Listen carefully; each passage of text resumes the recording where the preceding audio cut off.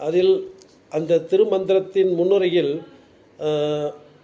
பாண்டிய அரசவையில் நெடுமாறன் என்ற வள்ளுவ குலத்தில் தோன்றிய அரசவை தலைவராக உள்ளார்.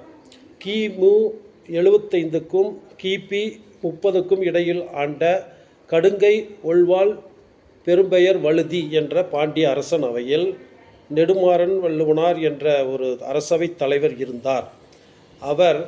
அவர்தான் அந்த திருக்குறளை இயற்றினார். அதனால் அந்த திருக்குறளை இயற்றியதனால அவருக்கு வாளார் என்ற பட்டத்தை கொடுத்து அவருக்கு வாளார் நெடுமாறன் வள்ளுவனார் என்ற பெயரை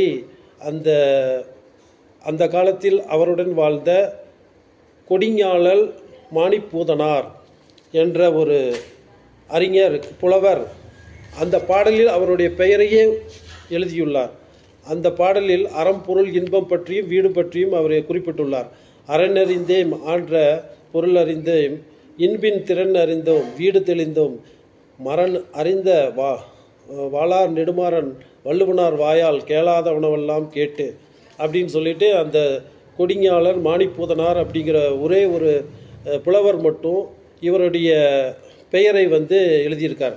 இதை பற்றி திரு பத்மநாபன் ஐயா அவர்கள் கடந்த 50 வருடங்களாக திருக்குறளை பற்றி ஆராய்ச்சி செய்து அவர் எந்த நாட்டில் வாழ்ந்தார், எங்கு வளர்ந்தார் என்றும் ஒரு பெரிய புத்தகத்தையும் எழுதியுள்ளார். பல புத்தகங்கள் எழுதியுள்ளார்.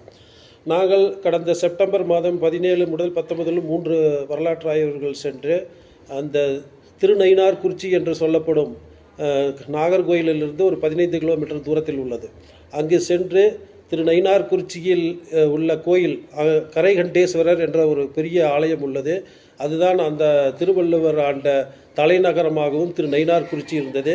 அதனுடைய எல்லை கடற்கரை முட்டம் முதல் மேற்கு மலர் தொடர்ச்சி வரையுள்ள ஒரு மலை இருக்கிறது. அந்த கூவமலை காடு என்ற மலை இருக்கிறது. கீரிப்பாறை என்ற ஊர் உள்ளது.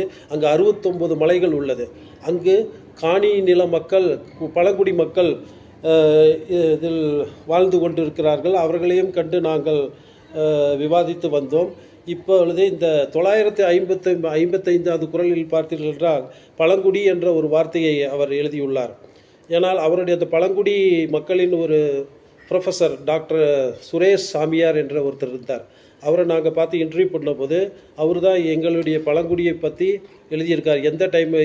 எந்த காலகட்டத்திலையும் உணவில்லாத போது வந்தோம்னா தமக்கு இல்லாட்டியும் அவர்களுக்கு கொடுத்து உபசரிக்க வேண்டும் என்பது தான் பழங்குடியினரின் பண்பாடு அப்படிங்கிற ஒரு வார்த்தையை அவர் எழுதியிருக்காரு அப்படின்னு சொல்லிட்டு அந்த குறளில் எழுதுகிறாரு. அது மட்டும் இல்லாமல்